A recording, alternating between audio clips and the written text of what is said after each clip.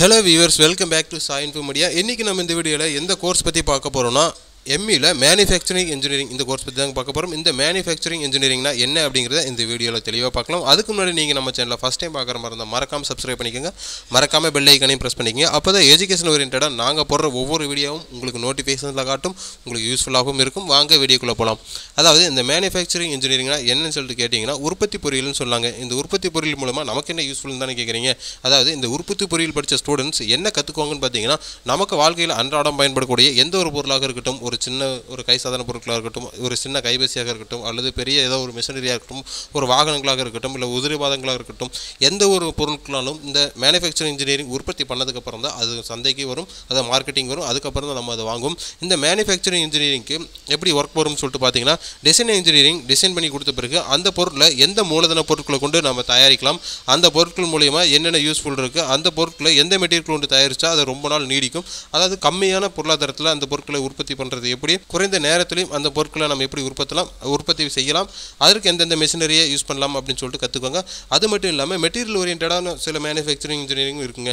அது என்னன்னு சொல்லிட்டு கேட்குறீங்க. அதாவது நம்ம இரும்பை உருக்கி அது நம்ம ஒரு பொருள் நமக்கு தேவையான எந்த ஒரு பொருளும் அந்த பொருளோட ஷேப்புக்கு நம்ம கொண்டு வந்து பார்த்தீங்களா. அதாவது உங்களுக்கு எக்ஸாம்பிள் சொல்லணும், இப்போ ஒரு கத்தி நமக்கு தேவைன்னா ஒரு கத்தி ஷேப்பில் மணலில் நம்ம ஒரு அச்சு உருவாக்கி அதில் உருக்கிய இரும்போ அல்லது அலுமினியத்தையோ எந்த ஒரு மெட்டீரியலாக இருந்தாலும் அதில் அதை ஊற்றி அது மூலிமா நமக்கு அந்த கத்தியோட அச்சு கிடைக்கிற மூலிமா அந்த கத்தியை நம்ம கொண்டு வரோம் பார்த்தீங்களா. இதுலேயே அட்வான்ஸ் இன்ஜினியரிங்கும் யூஸ் பண்ணி இதில் பொருட்களை நம்ம எப்படி உற்பத்தி பண்ணணும் அப்படிங்கிறது இந்த மேனுஃபேக்சரிங் இன்ஜினியரில் கற்றுக்குவாங்க.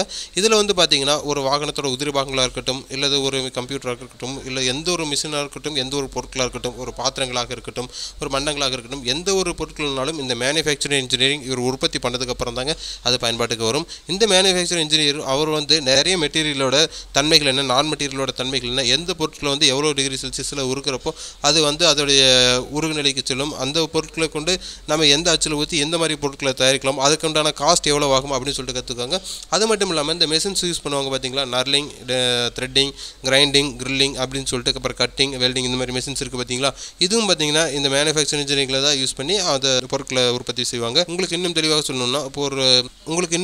சொல்லணும்னா இன்னொரு பொருள் அது உருக்கி அதனுடைய உருகுநிலைக்கு வந்த பிறகு அந்த பொருளை ஒரு அச்சில் ஊற்றி அந்த பொருள் நமக்கு தேவையான ஷேப், எந்த ஒரு பொருளோட ஷேப் நமக்கு தேவையோ அந்த பொருளோட ஷேப் அந்த ஒரு மணல் பரப்பில் ஏற்படுத்தி அது மூலிமா அந்த இரும்பு உருக்கி ஊற்றுறது மூலிமா நமக்கு தேவையான அச்சு கிடைக்குது இல்லைங்களா. அந்த மாதிரி பொருளை மேனுஃபேக்சரிங் பண்ணுறது தான் இந்த மேனுஃபேக்சரிங் இன்ஜினியரிங் படித்த ஒரு ஸ்டூடெண்ட்டோட வேலை. இது மூலிமா பார்த்தீங்கன்னா நிறைய காஸ்ட்டும் மீதியாகும், குறைந்த செலவில் நிறைய பொருட்களையும் உற்பத்தி பண்ணலாம். இந்த கோர்ஸ் நீங்கள் படிக்கணும்னு நினச்சிங்கன்னா இது உண்மையாக ஒரு ஃபியூச்சர் ஸ்கோப் இருக்கிற கோர்ஸ்னே சொல்லலாம். இது படிக்கிறது மூலிமா நீங்கள் ஒரு வாழ்க்கையில் ஒரு உயர்ந்த இடத்துக்கும் போகலாம். இந்த கோர்ஸ் தமிழகத்தின் தலை சிறந்த கல்லூரிகளில் நீங்கள் படிக்கணும் அப்படின்னு சொல்லிட்டு நினச்சிக்க அப்படின்னா கண்டிப்பாக ஸ்க்ரீனில் தெரிய நம்பருக்கு கால் பண்ணுங்கள். நாங்கள் உங்களுக்கு அட்மிஷன்ஸ் பண்ணி கொடுக்குறோம் வித் ஸ்காலர்ஷிப்போட. இதை பற்றி மேலும் தகவல் உங்களுக்கு தெரியும்னா கீழே டிஸ்கிரிப்ஷனில் வாட்ஸ்அப் கம்யூனிட்டி குரூப் லிங்க் கொடுத்துருக்கோம், அதையும் கிளிக் பண்ணி ஜாயின் பண்ணிக்கோங்க. மேனுஃபேக்சரிங் இன்ஜினியரிங் படிக்கணும்னு நினைக்கிற உங்கள் ஃப்ரெண்ட்ஸ்க்கும் இந்த வீடியோ ஷேர் பண்ணுங்கள், சப்போர்ட் பண்ணுங்கள். தேங்க்யூ ஃபார் வாட்சிங் கைஸ்.